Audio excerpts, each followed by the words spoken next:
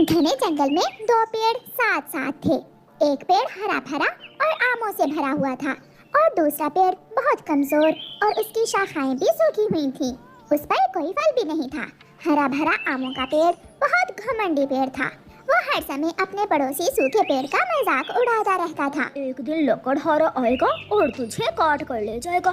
तेरी सूखी शाखाओं से वो आग जलाएगा। तू आग में जलकर मरेगा, आग में जलकर। अगर मेरा अंत ऐसा है तो तू कौन सा 100 साल जी पाएगा। एक दिन लकड़हारा तुझे भी काट लेगा, मगर मैं इच्छा करूंगा कि मैं भी जिंदा रहूं और उसकी बेटी एक कौवा और कौवी अपना सामान उठाए उस दिशा में जा रहे थे। दूर से ही हरा भरा आम का पेड़ पक्षियों की आवाज सुन लेता है। पक्षी आ रहे हैं, वो जरूर मेरे ऊपर ही अपना घोंसला बनाएंगे और तेरी सूखी शाखाओं की तरफ कोई देखेगा भी नहीं। तू अकेला है और अकेला ही रहेगा, अकेला ही मरेगा तू। पक्षी भी वहाँ पहुँच जाते हैं। अपना अपना सामान रखने के बाद गोरी कवि बोलती है, बहुत लंबा सफर था, मैं तो थक गई हूँ। कालू, जरा मेरी टांगे तो दबा दो। तुम उड़कर आई हो और मैं जहाज पर बैठकर। मैं भी तुम्हारी तरह ही थका हुआ हूँ।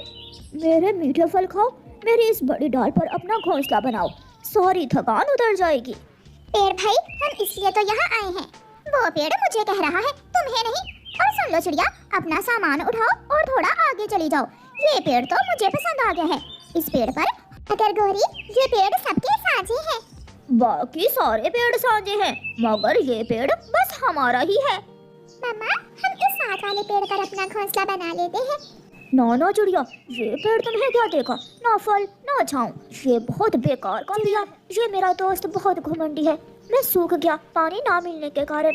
अगर तुम मेरी सेवा करोगी, मुझे समय पर पानी दोगी, तो मैं फिर से हरा भरा हो जाऊंगा। तुम बनाओ उस पेड़ पर अपना घोंसला और मैं तो इसी सूखे पेड़ पर ही अपना घोंसला बनाने लगी हूँ। चलो गुड़िया बेटी, काम शुरू करते हैं। फिर चिड़िया और उसकी बेटी उस सूखे पेड़ पर अपना घोंसला बनाने लगती हैं। कौवा और कवि हरे भरे आम के पेड़ पर अपना घोंसला बना लेती हैं। वो सब थके हुए थे, इसलिए आज रात वो सब जल्दी ही सो जाते हैं। ओए सूखे पेड़, तेरी ये चिड़िया 2 दिन नहीं टिकेगी यहाँ। जब भूख से मरेगी तो भाग जाएगी और तू हो जाएगा फिर से अकेला। कौवों की दोस्ती कैसी है मैं जानता हूँ। मेरा ये हाल भी एक कौवे ने। सुबह हो जाती है। मम्मा, मैं एक आम तोड़ कर खा लूं? हाँ हाँ बेटी, आम तो ढेर सारे हैं। एक आप खा लो और एक मुझे भी ला कर दो। गुड़िया जब आम तोड़ने लगती है तो वो पेड़ जोर जोर से हिलने लगता है। दूर दूर हो जाओ मुझसे। कौवा उठो, तुम अभी तक सोए हुए हो और चिड़िया मेरे आम चोरी करने की कोशिश कर रही है। चलो चलो, अपने पेड़ पर जाओ। यहाँ क्या कर रही हो? गौरी बहन, मैंने ही भेजा है गुड़िया को आम लेने। तू क्या अफसर लगी हुई है मुझ पर? तूने ही भेजा है। भाग जा वरना एक लगाऊंगी। गुड़िया वहाँ से चली जाती है। चिड़िया, मेरे लिए पानी लाओ, मैं कब से प्यासा हूँ। पहली ही बारिश में मैं फूट जाऊंगा और फिर मेरे फल तुम खाओगी। चिड़िया वहाँ से चली जाती है। वो अपने लिए और अपनी बेटी के लिए दाना ढूंढती है और अपने पेड़ के लिए पानी लेकर आ जाती है। चिड़िया पानी अपने पेड़ की जड़ों में डालती है। मेरे घमंडी सुंदर पेड़ जी, तुम चिंता ना करो, मैं भी तुम्हारे लिए लाल शरबत लेकर आऊंगी शाम को आते हुए। गोरी कवि और कालू कौवा जी भरकर आम खाते हैं और नदी पर जाकर सो जाते हैं। आज सूखा पेड़ बहुत खुश था क्योंकि उसे आज पानी मिल गया था। चिड़िया, इस सूखे पेड़ को पानी पिलाओ या दूध, ये कभी हरा नहीं होगा। इतना घुमंड अच्छा नहीं होता। आप पेड़ बहुत बुरे हो और वो कौवे भी तुम्हारे जैसे ही हैं। जिस दिन तुम्हारे फल खत्म हुए तो फिर देखना वो तुम्हारे साथ क्या करते हैं। शाम हो जाती है। गोरी उठो, पेड़ के लिए लाल शरबत भी लेकर जाना है। कौन सा लाल शरबत? वो तो मैंने उसे लालच दिया था ताकि अपने मीठे आम चिड़िया को ना खाने दे। चलो चले। पेड़ दूर से ही कौवे और कवि को बिना पानी के आते हुए देख लेता है। ये कौवे तो सच में मेरे लिए कुछ नहीं लेकर आए, मगर मैं बहुत प्यासा हूँ। सॉरी सॉरी मेरे पेड़ भाई जी, आज मुझे लाल शरबत नहीं मिला, मैं कल लाऊंगी तुम्हारे लिए। तो नदी से फीका पानी ही ले आती। ऐसा कैसे हो सकता है? हमारा दोस्त फीका पानी पिए, शरबत शरबत ही पिएगा हमारा पेड़ दोस्त। दिन गुजरते गए, कौवा और कवि आम खाते और सोए रहते। दूसरा तो कोई काम ही नहीं था उन्हें। और फिर आहिस्ता आहिस्ता उस पेड़ पर आम कम होने लगे और प्यास के मारे उस पेड़ का बुरा हाल हो गया था। मगर वो अभी तक अपने घुमंड के कारण दूसरे पेड़ और चिड़िया से बात तक न करता था। चिड़िया दोस्त, मुझे हवा बता रही है कि 1-2 दिन में बारिश ज़रूर आएगी। बारिश के बाद मैं फूट जाऊंगा और मेरी नई शाखाओं पर फूल लगेंगे और फिर फल। मेरे फल लाल रंग के बहुत ही मीठे होते हैं। मम्मा, बारिश के आने से पहले पहले क्यों ना हम अपना पक्का लकड़ियों का घर बना लें। मगर लकड़ियाँ कहाँ से लेंगे बेटी? चिड़िया, मेरी ये सूखी लकड़ियाँ मेरे किसी काम की नहीं है। इन्हें काटने से मुझे दर्द भी नहीं होगा। तुम ये लकड़ियाँ काट लो और अपने लिए घर। चिड़िया ऐसा ही करती है। चिड़िया अपने पेड़ की सूखी शाखाएं काटती है और उनसे अपना पक्का घर बनाना शुरू करती है। कौवो, मेरे दोस्त कौवो, उठ जाओ। वो देखो, पड़ोसन चिड़िया अपने लिए पक्का घर बना रही है। तुम भी अपने लिए पक्का घर बना लो, बारिश होने वाली है। पेड़ जी, मगर हमारे पास तो सूखी लकड़ियाँ नहीं है। हम जंगल से सूखी लकड़ियाँ लेकर आते हैं। चल कालू। मेरा लाल शरबत ना भूल जाना, आज जरूर लेकर आना। कौवा और कव्वी फिर से नदी पर जाकर सो जाते हैं। वो शाम तक सोए रहते हैं। चिड़िया ने अपना पक्का लकड़ियों का घर बना लिया था और वो अपने घर में अपनी बेटी के साथ बैठी हुई थी। शाम के बाद कौवे भी उठ जाते हैं। कालू, अब उस पेड़ पर केवल 2 ही आम बचे हैं। हम कल सुबह उन 2 आमों से नाश्ता करेंगे और यहाँ से किसी दूसरे पेड़ की खोज में निकल जाएंगे। अब इस बार हम किसी अमरूद के पेड़ से दोस्ती करेंगे। हाँ, कोई ना कोई उस जैसा पागल पेड़ मिल ही जाएगा हमें। फिर दूसरे दिन कौवा और कव्वी वो 2 बचे हुए आम भी तोड़ लेते हैं और खा लेते हैं। आज मेरे आम खत्म हो गए और तुमने अभी तक मुझे लाल शरबत नहीं पिलाया। चाचा पेड़ जी, माफ करना। अब अगली बार जब तुम्हारे आम लगेंगे तो फिर ही मिलेगा तुम्हें लाल शरबत। ऐसा कहते हुए कौवा और कव्वी वहाँ से चले जाते हैं और वो पेड़ रोने लग जाता है। वो कौवे चले गए, वो मुझे छोड़कर चले गए। मेरे पड़ोसी, मेरे दोस्त, तुम अकेले नहीं हो। मैं और चिड़िया साथ हैं तुम्हारे। मगर वो बात याद करो जो मैंने तुम्हें कही थी कि ये कौवे किसी के दोस्त नहीं होते। हाँ मेरे दोस्त, मैं भूल गया था और अपने आमों पर घमंड करने लगा था। मुझे माफ कर दो। फिर दोपहर के बाद आसमान पर बादल छा जाते हैं और तेज बारिश शुरू हो जाती है। पेड़ पक्षी सब बहुत खुश थे क्योंकि बारिश उन सब के लिए नई जिंदगी लेकर आई थी। कुछ ही दिनों बाद चिड़िया का पेड़ भी हरा भरा हो जाता है और उस पर मीठे मीठे लाल फल लग जाते हैं।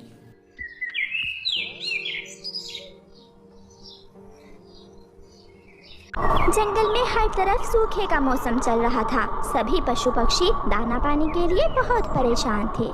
बहुत मुश्किल से गोरी कव्वी को एक छोटा सा आम मिला था। गोरी कव्वी जैसे ही उसे खाने लगती है तो वहाँ उसका पति कालू कौवा आ जाता है। गोरी, मुझे जब भी कोई खाने की चीज मिलती है तो मैं तुम्हारे साथ मिल बांट कर खाता हूँ और तुम अकेली अकेली ही खा रही हो। मैं सुबह से इधर उधर उड़ रही हूँ, अब जाकर कहीं ये छोटा सा आम मिला है। इसे खाने से तो मेरा भी पेट नहीं भरेगा, तुझे कहाँ से दूँ? चिड़िया भी अपनी छोटी सी बेटी के साथ बहुत उदास बैठी हुई थी। मम्मा, क्या आज हमें दाना मिल जाएगा?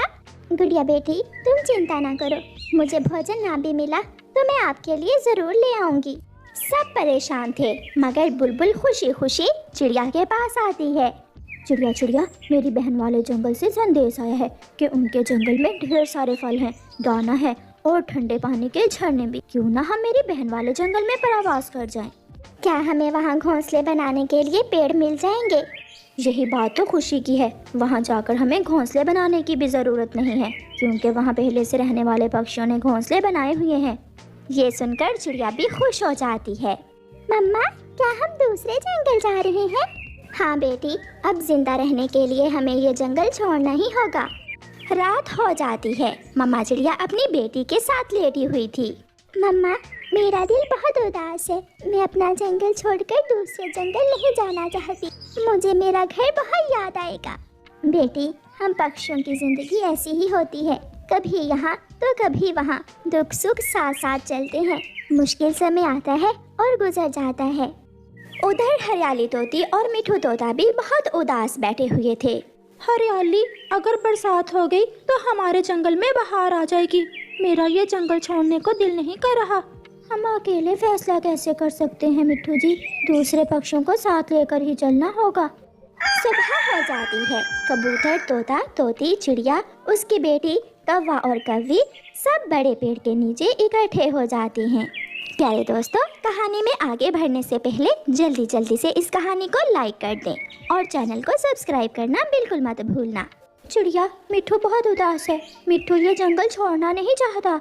चिड़िया, इसे समझाओ, अगर परवास नहीं करेंगे तो मर जाएंगे। हरियाली, तू तो जानती है अब इस जंगल में खाने पीने को कुछ भी नहीं बचा। कुछ ही दिनों की तो बात है, जैसे ही मौसम बदलेगा और बरसात होगी हम सब यहाँ वापस आ जाएंगे। हमें देर हो रही है, हमें अब जाना होगा। वो सब उड़ते हैं। थोड़ी ही देर में वो सब अपने जंगल से बाहर निकल जाएं। वो सब आराम करने के लिए एक जगह बैठते हैं। गौरी कवि को बहुत भूख लगी हुई थी। वो चुपके से दाना खाने निकल जाती है। वो किसी को भी नहीं बताती। गौरी कवि उड़ती उड़ती घने जंगल में पहुंच जाती है। वहां उसे खाने को दाना मिल जाता है और वो एक पेड़ की छांव में बैठकर दाना खाने लगती है। अब चलें, थोड़ा आराम कर लिया, अब हमें जाना होगा। मेरी पत्नी गौरी नहीं है। वो कहाँ है? वो हमेशा कुछ गलत ही करती है। जाने के समय अब वो न जाने कहाँ चली गई है। आप सब यहाँ बैठे, मैं और कालू भैया गौरी को ढूंढ कर लाते हैं। चिड़िया और कालू कौवा गौरी की खोज में निकलते हैं। गौरी तुम कहाँ हो? गौरी, कहाँ हो तुम? चिड़िया और कालू गौरी को आवाजें दे रहे थे, मगर गौरी कवि तो अपना पेट भरकर आराम से सोई खराटे ले रही थी। थक हार कर चिड़िया और कौवा एक जगह बैठ जाते हैं। गौरी तो यहाँ नहीं है, वो कहाँ जा सकती है? वो रास्ता भी तो भूल सकती है। वो दाना लेने दूर दूर तक चली जाती है। यहाँ कोई है भी तो नहीं जो हम उससे पूछ लें। शाम तक गौरी भी जाग जाती है और उठकर भागती है। चलो, सॉरी, मैं सो गई थी। तेरा पति और चिड़िया दोपहर से तुम्हें ढूंढने गए हुए हैं और हम सब तुम्हारी वजह से यहाँ रुके हुए हैं। इतने में कालू और चिड़िया भी वापस आ जाते हैं। तुम आ गई हो? कहाँ थी तुम? हमने तुम्हें हर जगह तलाश किया। मैं तो समझा कि तुम रास्ता भूल गई हो। मैं गौरी हूँ, मैं रास्ता कभी नहीं भूलती। वो सब फिर से उड़ते हैं। वो सब दूसरे जंगल पहुँच जाते हैं। हर तरफ फल ही फल, फूल ही फूल थे वहाँ। ये सब देखकर सभी पक्षी बहुत खुश होते हैं। बुलबुल, तुम्हारा बहुत बहुत धन्यवाद जो तुम हम सबको यहाँ ले आई। यहाँ तो बहुत कुछ है खाने को। फिर वो सब फल खाने लगते हैं। तोता और तोती तो सबसे ज्यादा खुश थे क्योंकि वहाँ एक अमरूदों का बाग था और लाल मिर्ची भी। मिठू जी, ये जंगल तो हमारे जंगल से भी सुंदर है। वहाँ क्या था? ना दाना ना पानी, मगर यहाँ तो सब कुछ है। अब हम खाएंगे मीठे मीठे अमरूद। पक्षी थके हुए थे, इसलिए रात होते ही सब अपने अपने घोंसलों में जाकर सो जाते हैं। दिन गुजरते गए और पक्षी मजे मजे के फल खाते रहे। और फिर एक दिन आसमान पर काली घटाएं छा जाती हैं और बरसात शुरू हो जाती है। चिड़िया और उसकी बेटी बड़े पेड़ के नीचे बैठकर बरसात देख रही थी। मम्मा, बारिश हो गई, क्या अब हम वापस अपने जंगल जाएंगे? हाँ बेटी, हम यहाँ बारिश के होने तक ही रहने के लिए आए थे। बारिश के बाद जंगल में और भी रौनक बढ़ गई थी। रात को गुड़िया अपनी मम्मा के साथ लेटी हुई थी। वो आज फिर उदास थी। मम्मा, ये जंगल बहुत सुंदर है, क्या हम सब यहाँ नहीं रह सकते? अपनी बेटी की बात सुनकर मम्मा चिड़िया हंसने लग जाती है। गुड़िया बेटी, जब हम पुराने जंगल से यहाँ आए थे आप तब भी उदास थी और अब इस जंगल में दिल लगा बैठी हो। मिठू तोता तो रो रहा था। मेरा यहाँ से जाने को दिल नहीं कर रहा। मिठू जी, आप भी बच्चों की तरह करते हो। कल यहाँ आने से पहले रो रहे थे और आज ये जंगल छोड़ने के डर से रो रहे हो। हम पक्षियों को जिंदा रहने के लिए परवास करना ही होती है। हमारा घर, हमारा जंगल बदलता रहता है, इसलिए सबके साथ चलना होगा। और फिर दूसरे दिन सारे पक्षी अपने पुराने जंगल वापस जाने के लिए उड़ते हैं।